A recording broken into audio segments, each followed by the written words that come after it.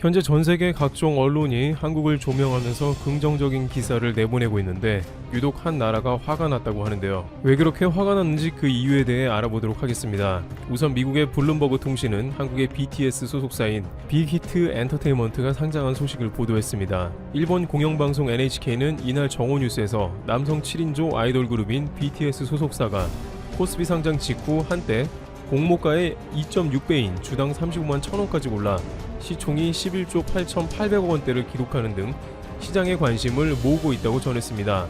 일본 언론들은 하나같이 한국의 BTS 관련 뉴스를 긍정적으로 전했습니다.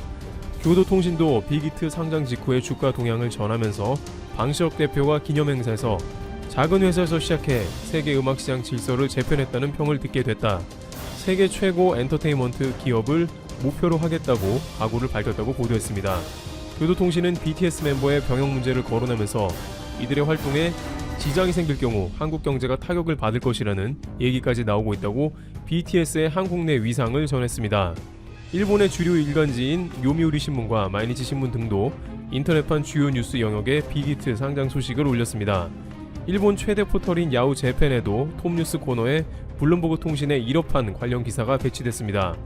그런데 이렇게 일본 언론들이 BTS 관련한 뉴스를 너도나도 동시에 전하는 모습이 나오게 되자 일본의 많은 네티즌들은 적지 않은 거부감을 표하며 왜 한국 뉴스가 일본의 메인에 보도되냐며 울분을 토했습니다. 그러면서 지금 어떠한 시국인데 한국의 일개 밴드 그룹의 뉴스가 나오고 있냐면서 화를 냅니다. 과거 BTS의 지민이 부적절한 티셔츠를 입었다며 일본을 욕하는 밴드라며 흥분하는 모습도 보였습니다. 한 네티즌은 한국 때문에 일본이 독일에서 큰 곤란함을 치르고 있다며 언론은 각성하라고 했습니다. 실제 일본 입장이 독일에서 말이 아니게 되었다는 소식이 들려오고 있습니다. 독일 언론도 나섰다는데요. 독일 유력 언론 베를리너 차이퉁은 이번 일본의 소유상 철거 요구와 관련된 사실을 대대적으로 보도했습니다. 그들은 1억 2,600만의 인구를 가진 국가의 외교부가 9,000km 떨어진 도시의 구청장에게 직접적으로 기념비를 철거해달라는 믿을 수 없는 요청을 했고 이는 매우 이례적인 일이다. 게다가 구청장이 또한 그것에 굴복했다는 것이 또한 놀랄 만한 일이다 라고 지적하면서 일본이 독일에 황당한 일을 했다는 취지의 보도를 했습니다. 그러면서 그렇게 일본이 억지를 부렸지만 평화의 소녀상은 사람들이 끊이지 않았고 많은 이들이 꽃을 가져다 놓는 등 만남의 명소가 되고 말았다며 오히려 독일 시민들이 소녀상을 지키려고 노력하고 있다는 보도를 했습니다. 일주일 전만 해도 소녀상 철거 결정 소식이 들려왔을 때 일본 각종 우익 언론들은 일본 외교의 승리라면서 성급한 소식을 내보내는 모습을 보였습니다만 상황이 완전히 뒤바뀐 것에 망연자실하고 있는 것입니다. 특히 독일의 슈레더 전 총리가 소녀상 철거를 반대하며 공개 서한을 직접 보낸 것에 대해서 많은 일본인들은 적지 않은 충격을 받았으며 독일에서 앞으로 소녀상이 더욱 늘어나면 어떻게 되나 우려를 하는 상황입니다. 독일 소식통들은 일본이 이렇게 독일에서 이미지가 실추하고 있는 것도 처음 보는 일이라고 전합니다.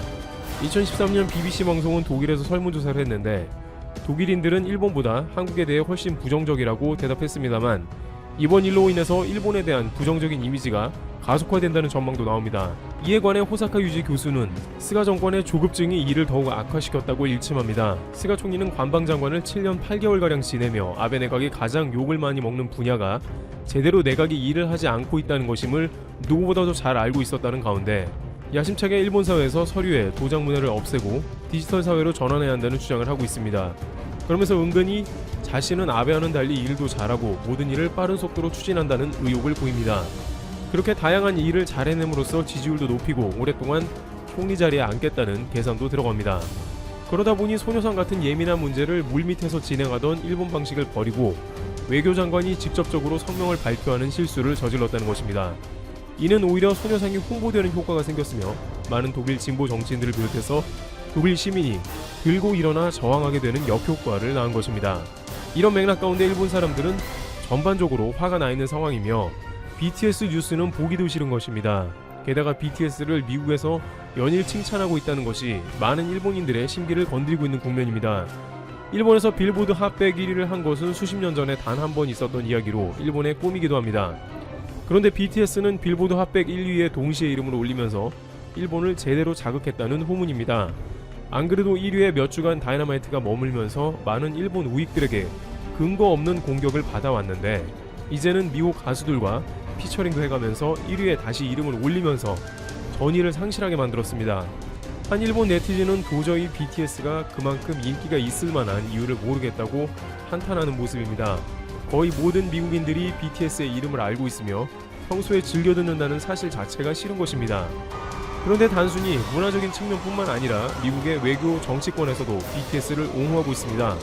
바로 중국 누리꾼들의 반발을 산 방탄소년단의 한국전쟁 70주년 언급과 관련해 미국 국무부가 긍정적인 한미관계를 지지하는 데 노력해줘서 감사하다는 입장을 밝혔다는 것이죠. 모건 오테이거스 미국 국무부 대변인은 14일 트위터에 BTS 공식 계정을 태그하며 이같이 적었습니다. 그는 당신들은 코리아 소사이어티의 벤 플리트상을 받을 자격이 충분하다며 음악은 세상을 하나로 만든다고 밝혔습니다. 일본의 일부 언론은 최근 한국이 공산화가 되어가며 친중 국가라는 주장을 해왔습니다. 특히 아베 내각은 한국이 G7에 들어가면 친중 국가라서 서방 네트워크인 G7에 어울리지 않는다고 반대했습니다. 또한 한국에서 WTO 총장이 나오면 WTO는 중국색으로 물들어 버린다고 반대했습니다. 그런데 BTS는 한국과 미국의 역사적인 동맹을 상기하며 벤 플리트상까지 수상하여 찬물을 끼얹은 것입니다. 만약 그 언론들이 말한 것처럼 한국이 사회주의 좌파 세력에 의해서 국가가 전복되어 공산화가 되어가는 상황이라면 미국은 BTS에 그러한 상을 주려고 하지 않았을 것입니다. 게다가 미국 백악관 의견을 대변하는 국무부에서 그러한 트윗까지 이례적으로 남기면서 오히려 미국과 한국 간의 돈독한 관계를 나타낸 것입니다. 일각에서는 오히려 BTS를 통해서 미중 간의 냉전 가운데 미국에 힘을 보태는 것은 한국이 아니냐는 말도 나옵니다. 세계적으로 코로나 사태로 인해서 반중 기류가 강하고 미국은 중국의 코로나 책임을 물으며 신냉전 중인데 한국의 세계적인 밴드가 무엇이 정의인지 보여주었으며 한미 외교에 큰 힘이 되어 주었다는 것입니다. 특히 미국은 코로나 사태를 중국이 일으켰다고 보는데 이에 대한 해법을 한국이 제시한 것을 높게 사고 있습니다. 미국의 주요 언론은 물론이고 대중들은 이번 코로나 사태로 한국이 미국에 큰 힘을 보탰으며 귀감이 된다고 했습니다. 하루가 멀다 하고 미국 백악관 대변인들은 한국과 미국을 비교해서 미국도 잘하고 있다고 논평을 했고 CNN 경우에는 노골적으로 일본의 코로나 통계에 대해서는 믿을 수 없고 한국 통계는 아예 기준점을 잡아 인용했습니다. 이러한 뉴스가 계속 나오자 일본은 한국에 대한 각종 스트레스가 누적되고 있다는 말도 나옵니다. 미국 언론은 물론이고 미국 정치계에서조차 수없이 거론되는 것은 한국에 대한 이야기이기 때문인데 이제 한국의 가수들까지 일본 주요 포털 1면을 장식해 일본인들에게 스트레스를 가중시킨다는 것입니다. 또한 최우방 국가인 미국과 가장 의미 있는 관계를 드러내는 당사자는 일본이어야 하는데 한국이라는 것은 적지 않은 시샘과 질투를 이끌어내면서 BTS 상장 소식 뉴스를 당장 내리라는 항의도 하는 것이죠. 그러나 미중 관계에 도움을 주는 것은 말로만 그러는 일본이 아니라 한국이라는 주장까지 나왔습니다. 일본은 미국, 호주, 인도, 일본이 참가하는 태평양 네트워크인 쿼드에 참가해서 미국의 심기를 건드리는 모습이 나옵니다. 미국에 힘을 실어서 중국을 대항하겠다는 일본이 막상 쿼드 모임에서 중국을 반대하는 목소리를 내지 않았습니다. 일본은 말로만 반중이고 실제로는 아니라는 것입니다. 이와 같이 BTS를 비롯해 각종 한국 소식은 일부의 일본 네티즌들을 화가 나게 하고 있는 상황입니다. 공산국가라는 한국이 막상 미국과 중국을 대항하는 모습이 뜻밖의 일본에 적지 않은 스트레스를 주고 있습니다. 미국 대선이 약 3주 앞으로 다가온 가운데 재선 도전에 나선 도널드 트럼프 대통령이 민주당 대선 후보인 조 바이든 전 부통령에게 17%포인트 차이로 뒤지는 여론조사 결과가 나왔다. 트럼프 대통령과 바이든 후보 간의 지지율 격차는 최근 확대되는 추세다. 영국 일간 가디언은 13일 여론조사 전문기관 오피니언 리서치에 의뢰한 여론조사에서 응답자의 57%가 바이든 후보를 40%가 트럼프 대통령을 각각 지지했다고 보도했다. 가디언은 이 같은 격차는 이달 초 CNN 방송 조사에서 나타난 16%포인트보다 더 확대된 것이라고 전했다. 지난 8월 20일에서 25일 같은 조사 때보다 격차가 더 벌어졌다. 이번 조사에서 바이든 후보는 부동층에서 5% 비의 지지를 더 얻었다. 이번 조사는 지난 8일부터 12일까지 미 18세 이상 성인 2,003명을 대상으로 이루어졌다. 또 트럼프 대통령에 의한 에이미 코니 베러 미국 연방대법관 지명 논란, 최악이라는 평가를 낳았던 트럼프 대통령의 대선 TV 토론. 트럼프 대통령 자신까지 걸린 신종 코로나 바이러스 감염증 대응 등이 여론 추세를 바이든 후보에게 유리하게 만들었다고 평가했다. 바이든 후보는 헬스케어, 인종 문제, 일자리 등에서 트럼프 대통령보다 좋은 평가를 받았으며 특히 트럼프 대통령이 그동안 최대 지적 가운데 하나로 꼽아온 경제 문제에 대해서도 45% 대 43%로 더 높은 지지를 받았다. 74세인 트럼프 대통령이 77세의 바이든 후보의 정신 건강을 지속적으로 공격해왔지만 응답자들은 48% 대 44%의 비율로 바이든 후보가 트럼프 대통령보다 정신 건강이 더 양호한 것으로 평가했다.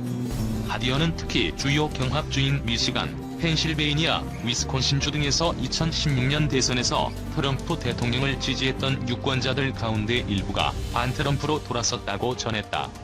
반트럼프로 돌아선 유권자들 가운데 62%는 트럼프 대통령의 코로나19 대응을, 47%는 트럼프 대통령의 개성과 행동 행태를 각각 마음을 바꾼 이유로 꼽았다. 트럼프 대통령의 지지자들은 현장 투표를, 바이든 후보 지지자들은 우편 투표를 선호하는 경향이 뚜렷했다. 현장 투표를 하겠다고 밝힌 유권자의 55%는 트럼프 대통령을 지지한다고 밝혔고, 우편 투표 의향을 가진 유권자의 75%는 바이든 후보를 찍겠다고 응답했다.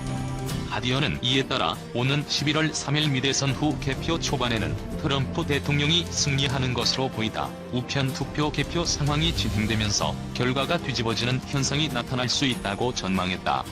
응답자의 50%는 트럼프 대통령이 재선에 실패할 경우 결과를 승복하지 않을 것이라고 우려했다. 트럼프 대통령의 지지자들 가운데 66%는 선거가 조작될 수 있다는 반응을 보였다. 바이든 특급 마무리 오바마 나선다. 격전지 유세 투입. 버락 오바마 전 미국 대통령이 조 바이든 민주당 후보의 대선 유세전에 직접 뛰어들 예정이다. 각종 여론조사에서 도널드 트럼프 대통령과의 격차를 두 자릿수로 벌인 바이든의 승세를 굳히기 위한 특급 마무리의 투입이다. 바이든 후보는 13일 기자들과 만난 자리에서 오바마는 우리 선거운동을 위해 충분한 역할을 하고 있다. 그는 곧 유세에 나설 것이라고 밝혔다. 오바마 전 대통령의 보좌관도 ABC 방송과 인터뷰에서 오바마 전 대통령은 곧 선거 유세에 합류할 계획이라며, 그가 말한 것처럼 우리는 11월 3일에 이기기 위해 할 수 있는 최선을 다할 것이라고 말했다.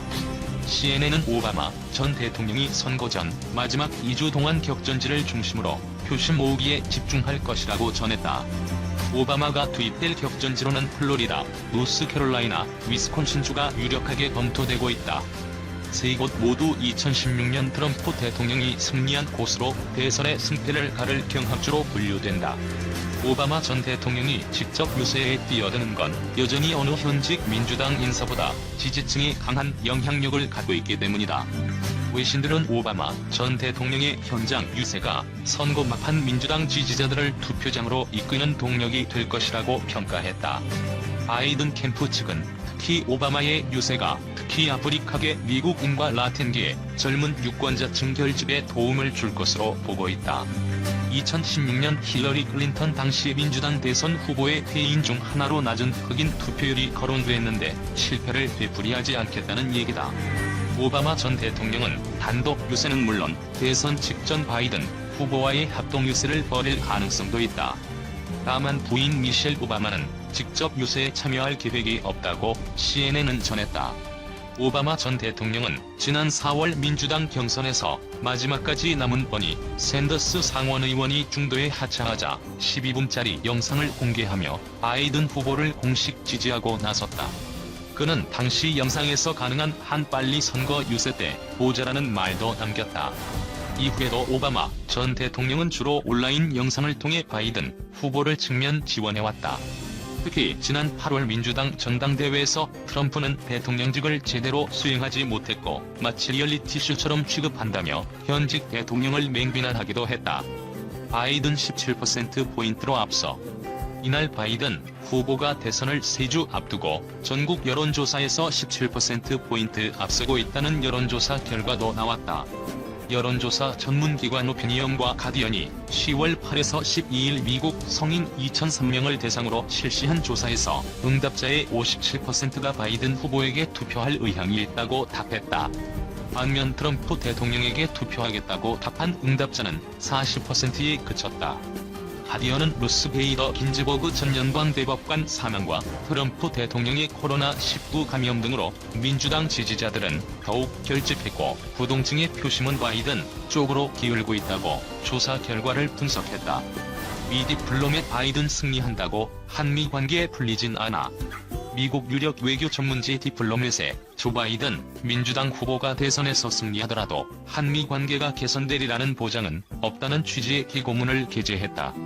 한국 해군 본부미래 혁신연구단에서 전략 개념을 연구하는 유지훈, 소령과 미 정치 전문가인 김지윤 전하산 정책연구원 선임 연구위원 등이 지난 7일 기고한 글이다.